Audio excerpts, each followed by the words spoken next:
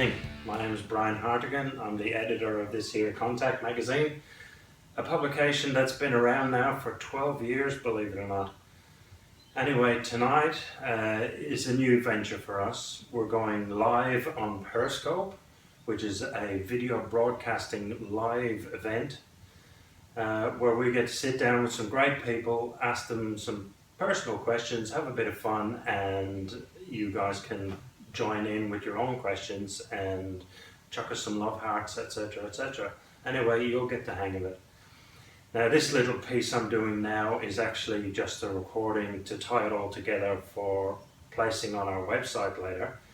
But the actual interview itself went out to the world live, broadcasting from the home of Chris Allen. Chris Allen is an author of adventure spy type books in the Intrepid series. Chris has a great story to tell, and we had a great conversation. So anyway, without messing about too much, let me get straight into the into the Periscope broadcast and have a chat with Chris Allen, author of the Intrepid series. So good evening, this is Brian Hartigan from Contact magazine. This is our first experiment with Periscope. We've had some technical issues already, that's why we're late starting, but never mind, we're allowed one mistake. I'm at home tonight in Chris's home with Chris Allen, author of the Chris Allen Defender series. Chris, perhaps you can tell us a bit about the books, what inspired you, what stage you're up to now. Okay, thanks Brian. Well, I think the inspiration came when I was a kid and I was reading all of the action novels of the time, and if you recall, back then a lot of the action novels from my time as a kid growing up in the 70s were actually written in the 60s and 50s by Fleming and people like that. So I grew up on the Ian Fleming books and the Arthur Conan Doyle. I loved the Sherlock Holmes books. Clive Cussler a little bit later on, Frederick Forsyth, Alistair MacLean. And so when I was starting to get into my reading, there was just something about reading these books and thinking about these guys that I thought, I could really do this and I'd really like to write. And the one thing that all of them had in common, the ones that I was drawn to, were actually all ex-servicemen, as it happened, you know. And many of the guys from that time that were writing in the 50s and 60s, they'd all served during the Second World War in some capacity. And that really came through in their writing. You know, they knew what they were writing about. Mm-hmm. And so, and I was just drawn to that. And we had, you know, there was a military heritage in the family, and so it was around me growing up. So when the time came for me to, I guess, which is a really long story, but when I finally started to write my own work, it was influenced by all of those types of writers, particularly Fleming with the Bond model and all that kind of thing. And so I created Intrepid, which is a fictional agency of Interpol, and what I liked about that was that it gave me freedom for them to operate anywhere in the world, and I didn't want the agents to be necessarily representative of just one country, like a Secret Service agent for Britain or the CIA or Mossad or anyone like that. I wanted them to be international in every way. Mm-hmm. And so that was the basis of the stories and the concept that I come up with. So day one, when you decided to sit down and put the first word on the paper, yeah, was the story already generating in your head, or did you have to struggle to bring it out? Yeah, look, I think I had so many ideas that had been building up for years that even when I was in the military, I was writing ideas out, and I wasn't ready to write them by any means. You know, I guess when I was a kid and I was thinking, you know, I love the work that these guys have done that I've read about. They're all servicemen. That influenced me going into the military. But then, like anyone that served in the military knows, once you're in, it's a very different life, you know. There's not a great deal of room for much else outside of the military. Mm-hmm. And so, and happily, you know, the career took a life of its own. And so whenever I occasionally had a hankering to write, it was just an idea. It wasn't really part of a story. And so a couple of those ideas eventually, years and years later, made it into the first book, Defender. But in terms of sitting down, I didn't really do that until I was out of the military, and I was medically discharged at the end of '96, and it was a couple of years after sort of settling into civilian life and detuning from almost 15 years in uniform.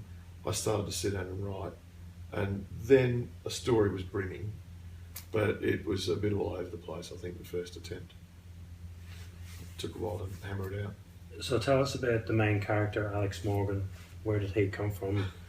And when you write Alex Morgan, Yeah. are you writing you, or are you writing a person that you know? That's a great question, mate, because originally I think when I created Morgan, I based him, and I've got to say this like right up front, very loosely on myself, very loosely, because it was familiar. So handsome and rugged. Yes, yeah, really, yeah, heroic. I thought, okay, if I write a character based loosely on me and then expand him to be fictional and heroic and an action hero type. Well, when I was thinking about those elements of him, I started thinking of mates that I've served with, both in the military and police, and there were all these different things. I thought, there's that bit about that guy that I'd pull into Alex, and that bit of experience from that mate that I'll pull into Alex. So loosely, I would, if my life is the box that is Alex Morgan, there's a whole pile of experiences and character traits from other guys that I've pushed into him as well. So has he developed a life of his own now? Yeah, and I think as a writer, when I first did Defender, the approach I took was I just want to throw everything at this guy in that first book, and so the action elements of Defender, the first story, are really relentless, and so to a great extent, I deliberately wanted to introduce him as a flat strap, absolute action kind of character. But then, like anything, when you first meet someone, it takes time to get to know them. And so, in the second book, Hunter, I wanted to start bringing out more about Alex just as a guy, and not just as an action hero. So I gave hints towards what sort of guy I was in Defender, and I developed a relationship for him in that first book.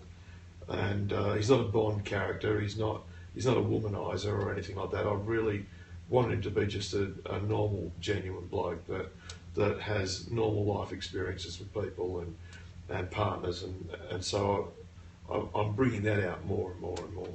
And then as the series progresses, I'm into the fourth book now. Currently, that's finished and is being edited by my publisher. I've started work on the fifth Alex Morgan, which is a novella, a short story.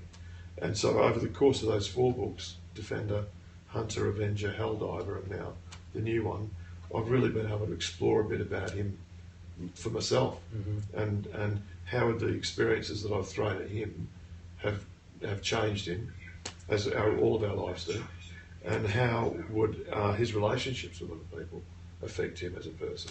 So that's not my experiences, that's his. Right. So, that's been interesting to try and explore a bit of that. Is there a danger that packing him in as an action figure in the first book, that you soften him too much as you develop it? I've done that, mate. I think I absolutely want to maintain Morgan as an action character. And so in all of the books, the action is right there. It's just, I've just had the room with the experience of learning to write, with each book, to know how to nuance things a bit more, I think, and how to fit the action and the story into his life and fit him into the action, in reverse.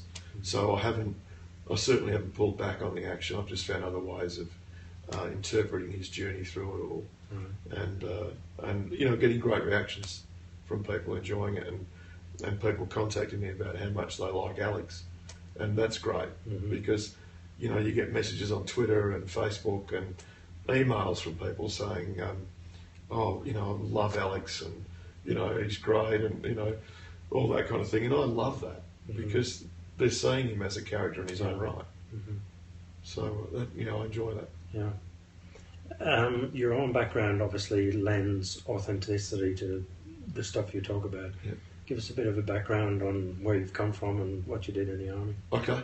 Well, I grew up in Perth, and I'll just won't dwell on the childhood story. It was all good, you know. Family of 5. I was in the middle, 2 older sisters, 2 younger brothers. I just always had a hankering to go to the military. It was just in me. In fact, there was 2 sides to me. I was either going to be a drummer in a band or a soldier. It was just so bizarre how different they were. Mm-hmm. I still play the drums now, in fact, and that's my golf, as I say. I saw your Instagram today. Yeah, I love it. You know, and in fact, I play with guys who are 2 of them whom are AFP, and one of those guys is an ex-soldier as well. Right. So we've all needed to have the release, I guess. Yeah. But I joined up not long after school. I did a bit of band stuff in Perth before I joined up, and then started off as a soldier. Went to Kapuka. I did 3 years as a infantry soldier, private, and then during that time I was at Canungra, so I was with the battle wing up in Canungra in Queensland, and then during that time I applied to become an officer, and it was right at the time when the army was transitioning away from Portsea and putting officers all into RMC, and so a couple of us did really well in selection for officer training the year I did it, and when we got our offers for our placement, it said New Zealand, and I thought, where did this come from? And the CEO of Battle Wing at the time called me up and he said, you've scored a really great opportunity here. So 3 of us actually went across as the very first Australians to accept positions at the New Zealand Officer Cadet School, and so it was run like as a training or as an officer cadet. Right. Okay. Yeah. So we were commissioned there. Right. Excuse me. And so for me, that was, I was 20. Got an attachment to another army for 12 months. Did my officer training over there and absolutely loved it. And had I've got relationships, friendships with Kiwi officers and our instructors. Our RSM from the Officer Cadet School was at our wedding. Yeah. We're that close. They're just incredible people, and we've stayed really tight ever since. So I was very lucky that the launch period for my career as an officer started off really, really well. And then from there, I went back to the infantry. I was in the 2-4 RAR in Townsville. I did a stint as a recruit instructor at Kapuka. I promoted to captain, language training at Point Cook. Took a bit of a break at that stage. I'd been in about 7 years. I was about 25 and left and did a couple of years in the Federal Police, as we chatted about earlier, and had some great experiences and great friends from that time. But I was more of a soldier. The military life suited me better, and so I returned to the military, went to 3 RAR. I served in 3 RAR as the 2IC support company and then the adjutant. And then brigade headquarters appointment, 2 years attached to the 3 Para of the British Airborne Forces in Aldershot, and then back to 3 RAR as a company commander, and by that stage I was just shy of 15 years, and a number of injuries. I'd been carrying knees, back and shoulder caught up with me, and I was medically discharged, which was a bit of a crush. I was, I took that pretty hard because the career was doing pretty well and I was enjoying it. But you've got to stand up, dust off, and get on with it. Mm-hmm. So yeah. What I might do is get you to talk to the audience for a minute. Sure. While I do some technical checks, because I've remembered some stuff I forgot. Okay.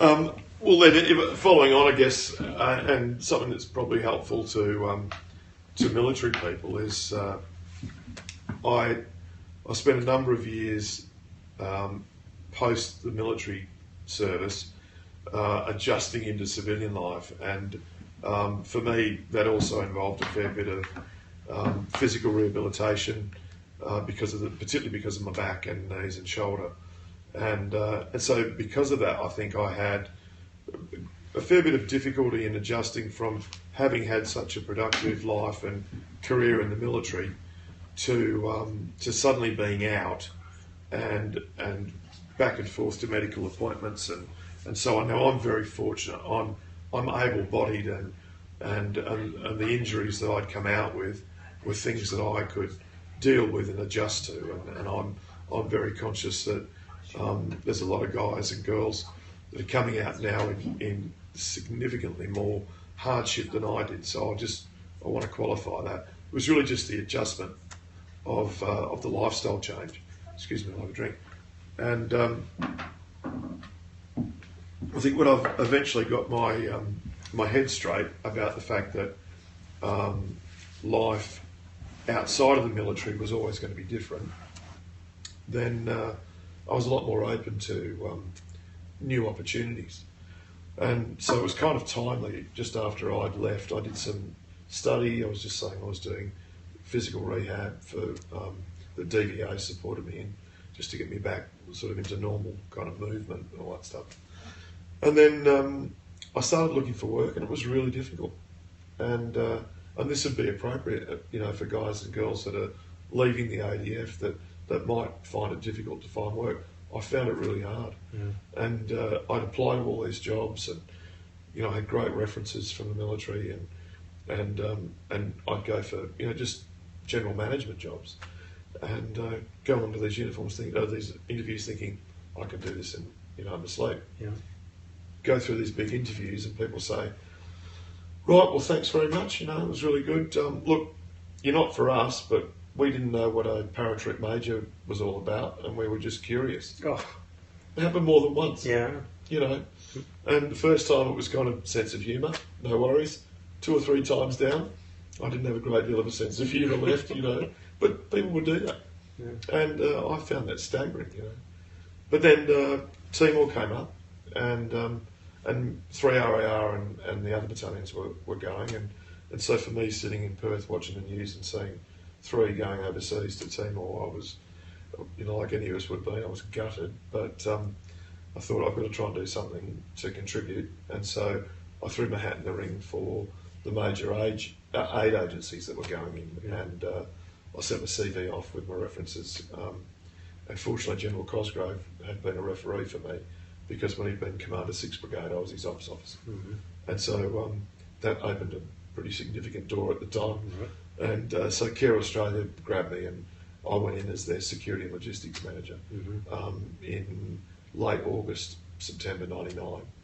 So I was there when Intrepid were there. And so again, for me, having come out of the military, had a couple of tough years of being out and looking to find my feet. But of all places, I had to go to Dili to get back into the swing of it, and it was like old home week for me. Yeah. Just saw so many friends I'd served with, and they were like, "What the hell are you doing here?" And they're all in uniform, and I'm in cargo pants and t-shirts and desert boots, waving at people in the main drag of Dili. But it was great, and the experience was amazing, and I set up the security footprint for Care around Timor, and then ran logistics operations and feeding programs for them, which was great. I'm drying out. So that was a turning point for me, the Timor experience. Just rewinding a little bit, Can I pick up on the DVA experience? How did that go for you? Look, I must say, my experience was good. And I know that a lot of guys and girls don't always have a good experience of it. In my case, it was good. All of the physical rehabilitation and medical treatment and operations I've had to have really gone seamlessly with DVA. And I think the trick that a really wise Chief Clerk in 3RAR told me a long time ago was, make sure that if you've got any injuries or you're carrying injuries, you actually get them recognised and noted while you're serving. Yeah. And I don't know, a lot of fellas, the culture was such that you didn't want to let on that you were carrying something because you'd miss out. So you didn't want it on your record. And I remember having conversations with guys saying, mate, I'm not going to the RAP. It'll go on my record and I'm out. And so before they know it, when it's really caught up with them, if they end up medically discharged, they're struggling to get that information, get it back so they can use it, but also to get it recognised. So that's really important, to get it on record when you're serving. But yeah, DVA. I can vouch for that too. Yeah, well, DVA was good to me. I've had a good experience, and I had a second shoulder operation from an injury I did in 1985. Had an operation around that time, 85, 86, and then the life of that operation kind of expired a couple of years ago, and I had to have it redone, and Vet Affairs took care of all of it. So it's been good for me. Yeah. It does get dry all this talking. Yeah, all this talking. It's one of those nights. It's like 35 degrees outside. So thank you very much. Fresh water. But in terms of the work, I think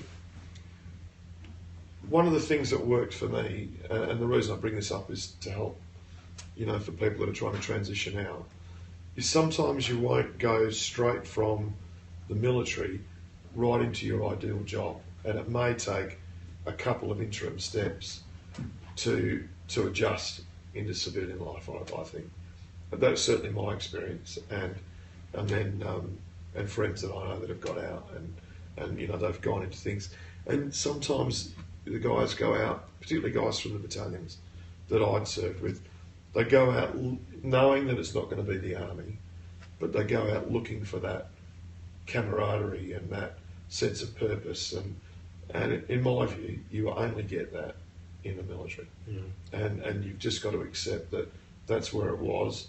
It's really special, but you got to kind of park it if you want to move forward. And I think a lot of guys find that hard, and probably don't leave it too late as well. Get tired of it by the time you do. That's right. Coming back on track then with your career, I know that you were involved with the Opera House. I was, So that was part of the transition, actually. The Timor experience was incredible. It gave me something else on my CV that was different.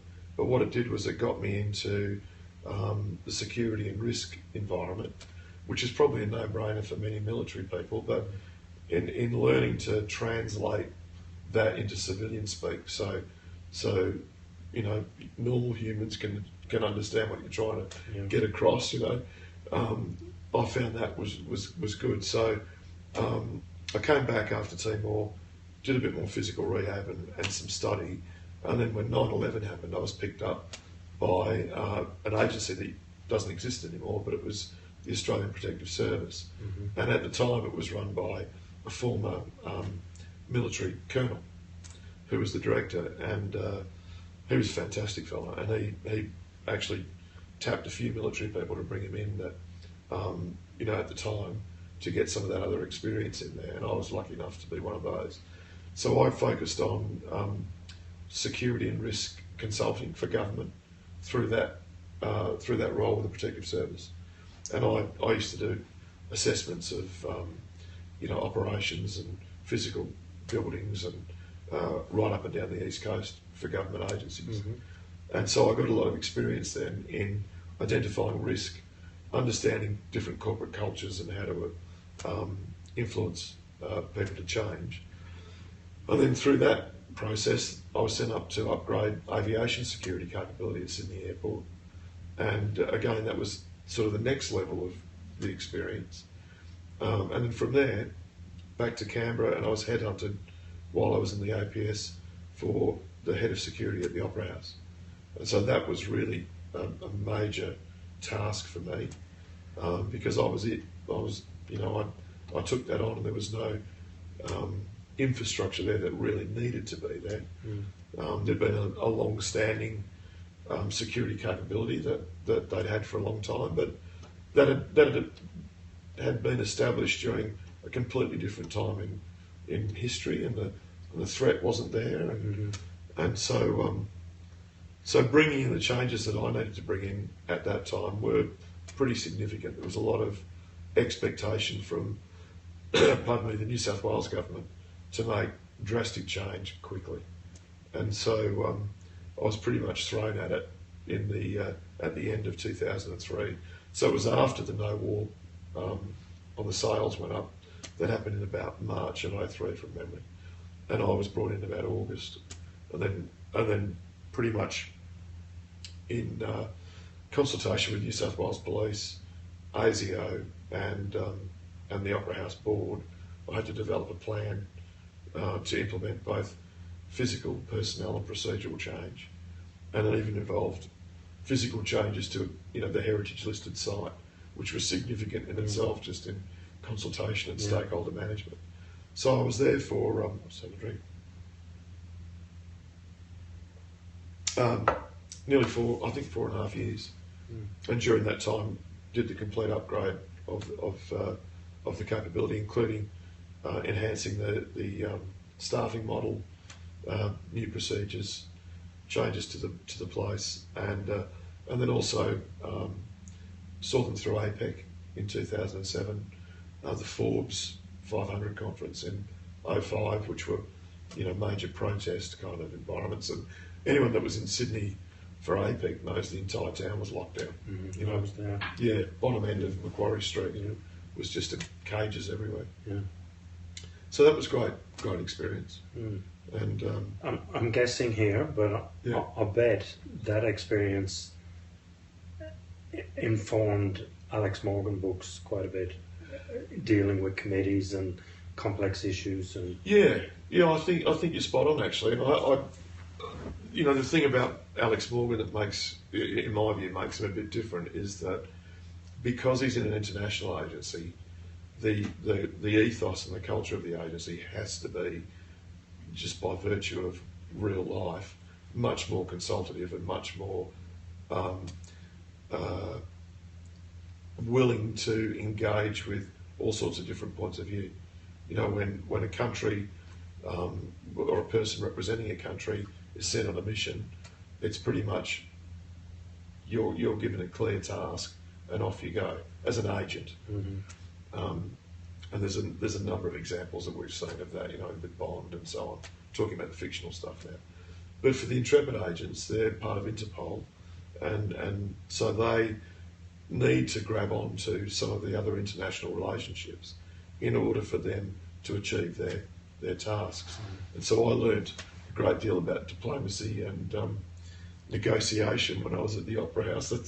That's for sure. Whether you wanted to or not. Yeah, that was a learning curve. Because as an ex-military person and coming from the APS environment, which was law enforcement, it was a Commonwealth Law Enforcement Agency, a lot of military people in there, very like-minded souls, to then get plunked from that and plopped into the arts, and not just the arts, but the Opera House. That was a real eye-opener and huge learning curve for me in terms of, just learning how different people's attitudes were to security. At that time, we'd had 9/11 and we'd had the Bali bombings, and so for people in the game, it was front and centre for us. Every waking moment was about, okay, what do we do to mitigate the risk to the community? Both when I was working at the airport and advising public servants on security in their buildings, and then to the Opera House. But people outside were just, nothing's going to happen. This is all rubbish. We don't need to know about it. And so I had to try and find a way of navigating through that in terms of informing people of, there is a real threat, and we need to be conscious that we have to operate in a different environment. So that was significant experience of learning how to communicate, and also how to communicate my intentions across to. And I think when I started off, I was pretty bombastic. It was like, what's wrong with you people? Can't you see this? And 4.5 years later, it was like, okay, we'll find another way around. So it took a bit of adjustment for me. It was good. So at what stage then did the first book start to flow onto the pages? Well, that follows an Opera House story, because I met my wife Sarah at the Opera House, and I'd been toying with the manuscript, the draft manuscript that would become Defender for a number of years. I really started it in earnest after Timor. I felt ready, but I had a couple of, like many writers, a couple of false starts. You go to publishers and you put it up there and they go, oh, it's nice try, fail. Mm-hmm. It's not quite for us, and all that. We love the action, but we're not sure, and that can become demoralising. But I think every writer, that gets published has been through that, and there are any number of the really big name writers that famously, tell stories of how many rejections they got early on. So for me, it was like, okay, there wasn't a desperation to it. I knew I wanted to do it, and I was learning to engage with my writing more as I got older and a bit more mature and looking forward to enjoying it. So I didn't need it to live. I was working, and so it would get attention for a while, and then I'd give it a break. And so then when I met Sarah and we were sort of getting to know each other, and I told her about this, passion for writing, she was like, okay, let's have a look at it then. And Sarah's qualified, to have a look at it. She's an English and communications major, and so when I said to her, okay, well, here it is, she started having a look at it over a few days, and she came back and said, it's actually not bad, and I think we should do something with this. So she kicked me back into gear, and I started reworking it again. And so then the details of where we ended up were, I think we went back to a couple of publishers with the new version, and again got really, really close, but then not quite. And that was a bit disheartening, I think, because I was really confident that it was good, and I was happy with it. And so at that point, we started looking at engaging in the online community, and Sarah had done some research into a number of opportunities that were available online to engage with people and to promote a project you're working on, any number of things. Mm-hmm. And so we promoted the book as my own book to an online community, and it was extraordinary the amount of engagement we got from people that particularly people from the military fraternity is the start point. Mm-hmm. That he's one of us. We'll check that out, and that was really nice. And so a lot of the initial support came from the online community, and a lot of them were ex-military people or military families, or from that extended network. And so we started posting chapters and say, well, what do you think of this? Is this any good? And so the feedback was so encouraging. We thought, right, we're going to forge ahead. So concurrently, we built all this interest and support online for the writing, and then we were researching self-publishing. And so the short version, if I can give a short version answer, I don't think I've done one tonight, was we ended up self-publishing. And we self-published Defender through Amazon, and it did so well. We sold over a couple of thousand copies ourselves through online engagement that Sarah ran, mm-hmm. And we were just knocked out by that. I thought, it was like, see, I told you, And so then through a friend, we connected with Pan Macmillan, and Pan Macmillan had just established this new digital imprint called Momentum, and they were really looking to push digital books. Mm-hmm. And so had a number of meetings with them. They were really excited about the series and the concept of Intrepid and the authenticity, that I was able to bring to it. And so they signed me for two books, one of which was Defender, which we re-edited and rebranded, repackaged, and the second one was Hunter. And then from there, both those books did really well in the digital space. They came back and said, do you want to do some more? And I was really eager to break into the mainstream paperback, into the stores and so But with a bit of guidance and a bit of patience from the publisher, they said, look, let's build your brand through the digital space and build your stories through the digital space. So they contracted me for 2 more, which were Avenger and Helldiver, which I delivered a couple of months ago, and it's out next week. And again, the great thing about those is that now all 4, or the first 3, and Helldiver I'm hopeful will do well as well, have all done well. And so now the series is being released in stores, in paperback, starting from Christmas, starting with the first one. Yeah.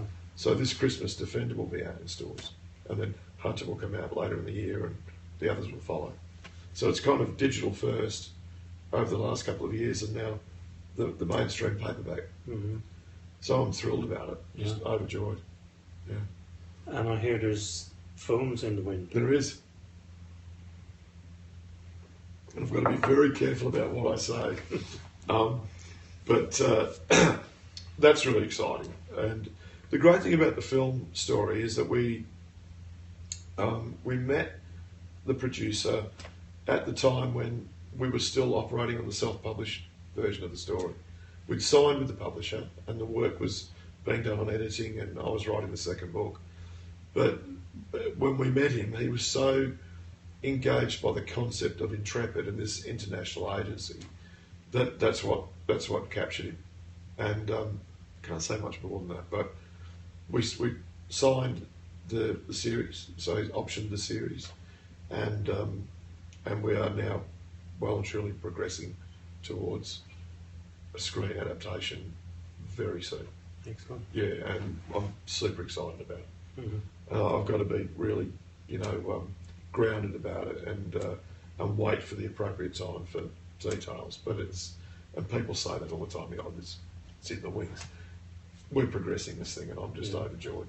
And how involved will you be when it happens? Well, I think the good thing is that so it takes a number of years to get these things off the ground. And so we're about 3 years into that process. And all along the way, I've been actively involved in contributing to the development of the film concept for Intrepid, storylines, character development, the whole thing. And that's just been I've been, the last couple of years I've been to Hollywood, I've been to London, I've met with film people that I just never thought I would even get anywhere near, And when I think back to, those first couple of years after the military, when I was struggling to find work, and then just, as I was saying earlier, your transition can be quite gradual, over a number of years. Yeah. But if you're patient enough with it, and no matter what it is that you want to do, I think that's been the key thing that I've learned. It's just persevere, keep at it. And marry a good woman. And marry a good woman. You took the words right out of my mouth. Yeah. Thanks, Brian. Yeah, so that's how we've done it. We've just and we have, Sarah and I have partnered all the way through with this whole process. In terms of marketing, online engagement, dealing with the publisher, dealing with the film people. Sarah's taken the lead on all of that, and because I'm the talent, I'm the artist. I can't be bothered with this stuff. I'm going to get a broom mug thrown at me from across the room. But so we're very fortunate. Yeah, and so we just feel now that the series is on the cusp of really just taking off, and I'm I couldn't be happier. Now there's one tie back. Yeah. I hear there's something about Ian Fleming. Oh, my agent. Is that? Yes. Yeah. So again, one of the toughest things for writers, especially when you're just sort of building, is to get the right representation. And sometimes you'll try an agency and it just doesn't work for both parties. It's got to be something that that both parties get. And I'm thrilled that after doing a pile of research in the last couple of years to try and find the right representation for me, I found an agency here in Australia, which is the Australian office of a British agency called Curtis Brown. And what drew me to Curtis Brown in the first place was they are the agency that represents the Ian Fleming estate. And from memory, they also represent Le Carre and all of these great people that I just love, especially Fleming. And so I was researching and I found one of the ladies that's one of their principal agents here in Sydney, and I started approaching her and getting to speak to one of the top agents around is almost like as hard as getting a publishing deal. Yeah. And I really had to work it over a number of months of just talking to her, getting her reaction, answering her questions, having to back it up with sales figures, and before we sort of got together to even talk. And so now I'm represented by Tara Wynn from Curtis Brown here in Sydney, and she's fantastic. And again, that was another aspect that takes real work to find the right person to represent you. Mm-hmm. Yeah. So you're living the dream now, but yeah. the dream isn't it's hard work actually. It is. Yeah. I mean, because we're, the books are doing well, and it's been gradually building all this time, but I still have a job. I still work full time, and we've decided that I would continue to work until we know that there's legs with it and that it's sustainable. Because we've got a young family. We've got 2 boys. Morgan's nearly 6, and as you met them tonight, and Rhett's just 3. So there's not really a time in my life I can just rest on my laurels and cruise. Mm-hmm. So so I've got a full-time job in New South Wales government, and then I write around the family and in the evenings, and so it's hard. It's hard, but it's not hard. It's just passion. Yeah, that's right. And it's not dangerous. It's not it's not challenging me in that way. I'm not risking my life like tens of thousands of our service people are doing. I've done that my time, but this is just a steady slog, So can't complain. I've no idea how long we've been going, but it's probably long enough. Everyone's out there already. I will ask you one question though that's sort of playing on my mind at the moment in terms of writing and stuff is, if you went back to the army today, would you even know where you were? Would you recognise the place? I don't think so. And the only reason I can say that is that I've still got a lot of friends that are serving, and I think it's a whole new generation's game now, and even my battalion doesn't exist anymore, as it did when I was with it. It's back up in Townsville and it's taken back to the conventional infantry role. But I think culturally it would be different. There's an element of me. I'm 50. There's always that thing every now and again when you see the guys and you think, I could pull on some webbing right now, and you really miss it. Yeah. But then you realise, it's a young man's game, a young person's game. There are some phenomenal people in service these days that I couldn't come near them, couldn't compete with them. They're incredible. But you still miss it for sure. And the equipment set is just world. Yeah, I mean, when I joined up, we were trained on the Vietnam era stuff. We still had Vietnam era webbing, SLR and greens, M16s, 203s. When the Styres came in, when I was at 3RAR, they looked like ray guns compared to what we'd been carrying all that time. But no, I take my hat off to the guys and girls that are serving. I couldn't do it. Mm-hmm. Yeah, I'd love to, but couldn't. Well, Chris, it's been a pleasure. Thanks, Brian. Really enjoyed it. Thanks, mate. Been a good experience, this periscoping stuff. So, should I show these? Or we're just getting getting prompted calls from the to. wings. So that one's Defender, and this is the one that will be out at Christmas time. So this one's a new one. Can I give you that? Awesome. And also Early the other Christmas one, present. early Christmas present. I'll sign it up when we finish. Thank you very much. And the other one I thought I'd brought a like pen to just for the occasion. I'll sign that. The other one I thought you'd like to have is the original Oh, wow. self-published copies. Yeah. And I've only got a couple of those left, so I thought this is the first one of these you've done, so I'll give you the first Awesome. book. So that one's for you too. Thank you very much. Thanks, Brian. Really appreciate it. Do you want to plug the books to the camera while I switch the gear off? All right. Okay. Well, I guess if I'm in shot, I'll probably just chop my head off. But so currently there are three books in the Intrepid series we've been talking about. So the first one is Defender. They're all standalone operations, standalone missions. So you could essentially pick up the stories in any sequence. But I would recommend that you start with Defender, so you really get a sense of Alex Morgan and Intrepid and what they're all about. And then and this one's all about gun running and corruption in government agencies, centres around Africa and Australia and England. This one is Hunter, it's the second one. And in this one, Morgan's taking on fugitive Serbian war criminals. So there's a lot of Eastern Europe and the Mediterranean, Greek islands, Malta and so on in this book. And it's actually one of my favourites because he says, I've done three.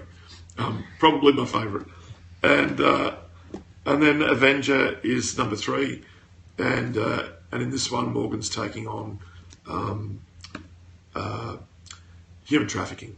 And so Central America, Hong Kong, and places like that, Singapore, figure prominently in Avenger.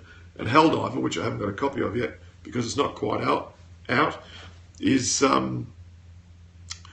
what do I do Helldiver about? I don't even want to preempt Helldiver, but it's a new take on the new Cold War, and so I've drawn a lot of parallels with what's happening with the Soviet or the Russian situation at the moment, and some of the old Soviet influences on tactics to push and test NATO that have been happening all throughout this year. And I posed a question to myself: what if they were behind certain things that are happening in the world now? So that's what Helldive is all about. And that's the 4. And I can't tell you about number 5 because I'm still writing it.